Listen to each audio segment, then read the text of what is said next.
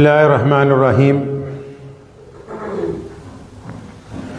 शुरू अल्लाह के नाम से जो बड़ा मेहरबान और निहायती रहम करने वाला है। तमाम हज़रात दुरूद पाक पढ़ लीजिए। अल्लाहुम्मा सल्ली अला मुहम्मद व अला आलि मुहम्मद कमा सल्लैता अला इब्राहीम व अला आलि इब्राहीम इन्नका हमीदुम मजीद। अल्लाहुम्मा बारिक अला मुहम्मद व अला आलि मुहम्मद कमा बारकता अला इब्राहीम व अला आलि इब्राहीम इन्नका हमीदुम मजीद।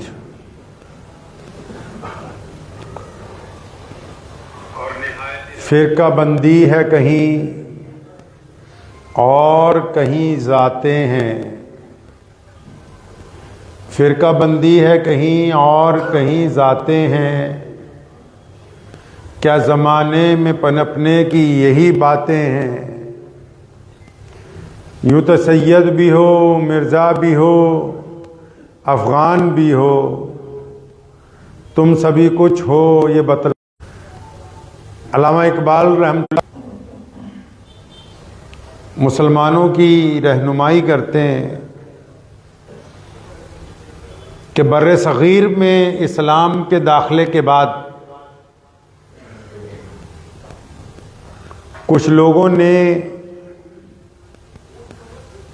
अपनी ज़ात पर, अपनी बरादरी पर, अपने रंग पर, अपनी नस्ल पर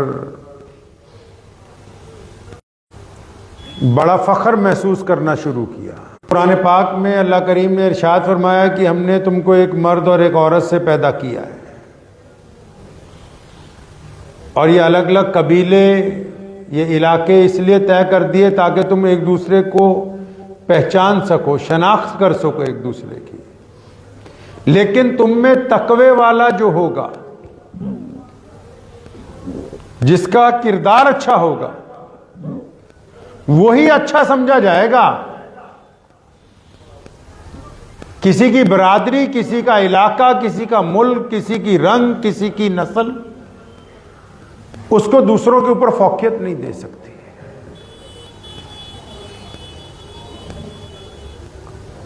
बरादरीवाद जो है वो इस्लाम में बिलखसूस हमारे मुल्क में नासूर बनता जा रहा है।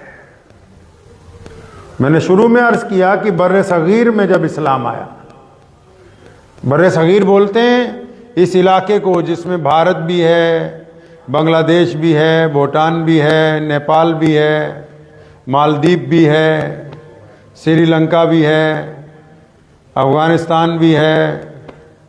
बर्रे सग़ीर में जब इस्लाम आया तो यहाँ कुछ लोगों ने अपनी ज़ात और बरादरी पर बड़ा फ़ख्र महसूस करने लगे,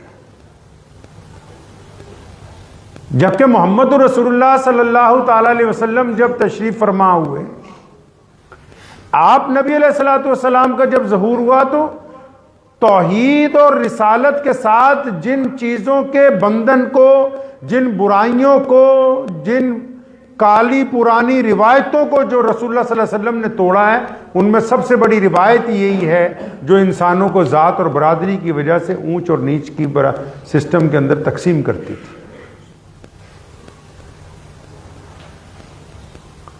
इस ज़मन में एक बहुत मशहूर हिकायत है, वो याद आती है जब कभी मुझे आपकी गोशगुजार करता हूं कि वो एक बुजुर्गों ने एक हिकायत लिखी है। फरमाते हैं कि एक बादशाह था पुराने दौर में। तो पुराने दौर में अदालतें तो होती नहीं थी, बादशाहों की अदालत में ही फैसला होता था। तो फरमाते हैं कि किसी का कत्ल हो गया तो मुलजिम को पकड़ के लाए बादशाह के सामने। अब गवाह पेश किए गए तो पता लगा कि ये इसी बंदे ने कत्ल किया है। तो बादशाह ने हुक्म दे दिया भी इसको भी फांसी दे दी जाए, कत्ल कर दिया जाए। इंसाफ करना था। ये वाकया मैं आपको इसलिए सुना रहा हूं ताकि आपको यह पता लग जाए कि जिन लोगों को अपनी जात पर फख्र है, जात पर कि जी मैं तो सैयद हूं, मैं फलां हूं, मैं फलां साहब हूं, मैं फलां साहब हूं, जितनी भी बरादरियां आप लोगों ने बना रखी हैं, आपको यह अंदाजा हो जाए कि ये बरादरी होती क्या है। क्योंकि बरादरी असल में जो है, पंजाबी च कहते रैत मलूक हुंदी है, जात मलूक नहीं हुंदी। रैत समझते हो? नहीं।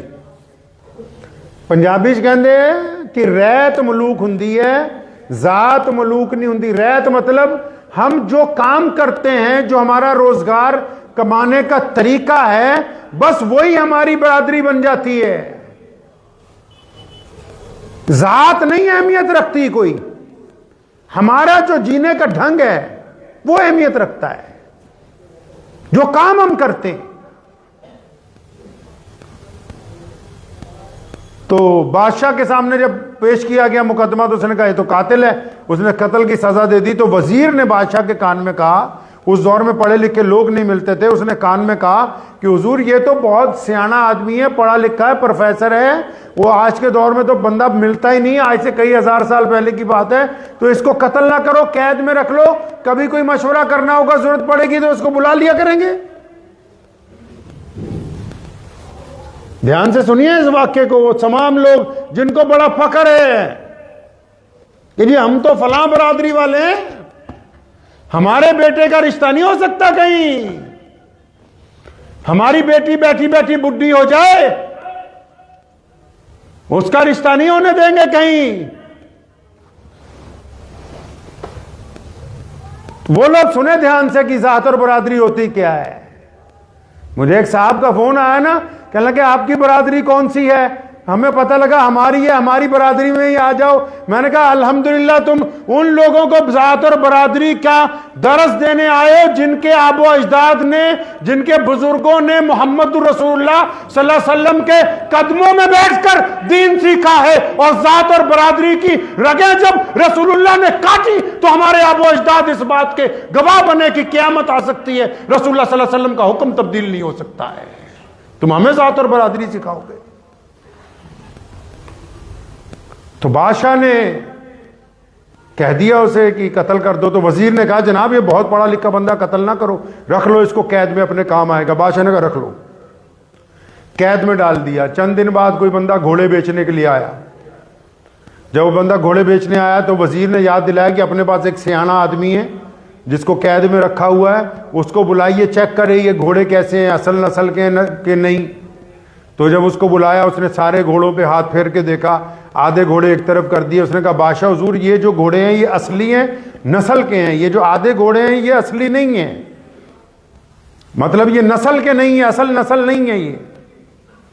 तो बादशाह ने जब व्यापारी को जब धमकाया जरा तो बोल पड़ा, कहता हाँ जनाब ये जो कह रहा है बंदा बिल्कुल ठीक कह रहा है, क्योंकि ये जो बाकी बचे हुए घोड़े हैं ना, इनकी मां मर गई थी तो इनको गधी का दूध पिलाते रहे तो इनमें वो सिफात पैदा नहीं हुई जो आला घोड़ी में होती है। तो बादशाह बड़ा खुश हुआ कि यार ये तो बड़ा सियाना कैदी, बड़ा समझदार है। तो बादशाह ने खुश होकर क्या कहा, कहने लगा यार वो जो हम रोजाना एक नान खाते हैं घर, बादशाह जो आज भी रोटी खाते हैं ना दुनिया में, अब भी जितने बादशाह हैं वो जो खाना खाते हैं वो आम खाना नहीं होता, आम लोगों तक की उसमें पहुंच नहीं हो सकती अब भी, आज की तारीख में भी। तो बादशाह ने कहा जो हम रोज रोटी खाते हैं वही वाली एक रोटी इसको रोज लगा दो इस कैदी को। अब कैदी भी खुश हो गया क्योंकि जेल में पता है रोटी कैसी मिलती है ना, दाल, पतली सी दाल, कच्ची रोटियां। तो कैदी बड़ा खुश हुआ कि चलो यार इस बहाने एक रोटी लग गई, रोज शाही रोटी आएगी, इतनी बड़ी होती है कि 5 आदमी भी खाएं तो पेट भर जाए आराम से। उसमें इतना गोश्त, लबाजमात, काजू, बादाम, पिस्ते, इतना कुछ पड़ा हुआ होता है, तो बहुत बड़ा नान होता है। तो बड़ा खुश हुआ वो।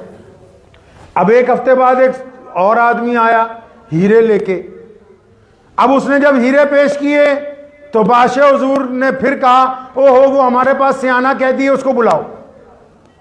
अब उसने सियाने कैदी को बुलाया। अब पूछा जनाब ये देखो जरा हीरे हैं, असली हैं कि नकली हैं, चेक करो, पैसे देने, ये तो बहुत पैसे मांग रहा है। तो उसने हीरे उठाए, सारे चेक किए। चेक करने के बाद उसने कहा बादशाह हुजूर ये तो बड़ी खूबसूरती के साथ शीशों को तराशा गया है, इनमें हीरा एक भी नहीं। तो बादशाह ने जब व्यापारी को धमकाया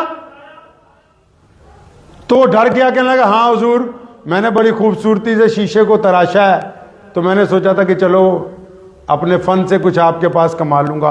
बादशाह बड़ा खुश हुआ कि चलो पैसे भी बच गए, पता भी लग गया भी हीरे रही हैं। तो उसने खुशी में अपने वजीर को कहा कि ये जो कैदी है ना, इसको जो हमने रोजाना 1 नान लगाया है, इसके 2 कर दो। मतलब पहले रोजाना 1 नान देते थे, अब कितने देने हैं? अब 2 नान रोजाना देने हैं। अब जब बादशाह ने 2 नान का ऑर्डर किया तो जो कैदी जब बाहर निकल रहा था तो उसने गुस्से में, कैदी ने बड़बड़ा के कहा, कहने लगा ये मुझे बादशाह भी असली नहीं लग रहा, ये भी कमबख्त नकली है। कहते हैं बादशाह भी नकली है ये। अब वो आपको तो पता ही है, सरकार के जो मुखबर होते जगह जगह होते हैं। अब 1 मिनट में खबर बादशाह के पास पहुंच गई कि जनाब आप तो उसको नान लगा रहे हैं, रोज बेहतरीन खाना खिला रहे हैं, महल का खाना भेज रहे हैं, उसने तो आपके वजूद पर उंगली उठा दी। कहता बादशाह नकली है। तो बादशाह ने पकड़ लिया, उसको वापस बुलाया, इधर आओ, तूने हमारे पे उंगली उठाई। अब सियाना आदमी था, बहुत पढ़ा लिखा था, कहता हाँ जी उठाई। कहता मुझे तो आप असली बादशाह नहीं लगते। तो बादशाह ने कहा कि अच्छा इसकी गर्दन उतारो। तो वजीर फिर बीच में आ गया, कहने लगा हुजूर एक दफा अम्मा से भी पूछ लें, एक दफा अगर अम्मा से भी पूछ लें, क्या हर्ज है, बंदा बहुत कीमती है ये तो। अब बादशाह वैसे ही तलवार निकाले हुए अपनी मां के कमरे में गया। उसने जाके पूछा मां से अपनी कि अम्मा सच सच बताओ मैं किसकी औलाद हूं। तो वालिदा ने जब उसके तेवर देखे ना, तो उसने गुस्से से उसे कहा बैठ जा नीचे मेरे पैरों में। बैठ गया जब बादशाह, तो उसने कहा सुन, मैं और जो तेरा बाप है बादशाह, अल्लाह ने हमें औलाद दी ही नहीं। कई साल हमारे घर बच्चा हुआ ही नहीं कोई। हम परेशान रहते थे कि अगर बादशाह मर गया तो मुल्क में अफरा तफरी फैल जाएगी, अगर इसका कोई वारिस नहीं हुआ।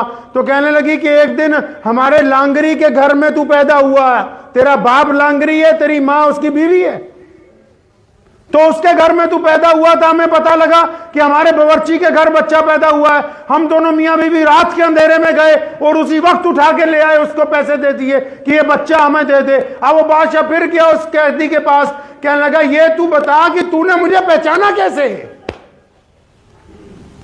ये तो पता लग गया कि चलो मैं असली बादशाह नहीं हूं।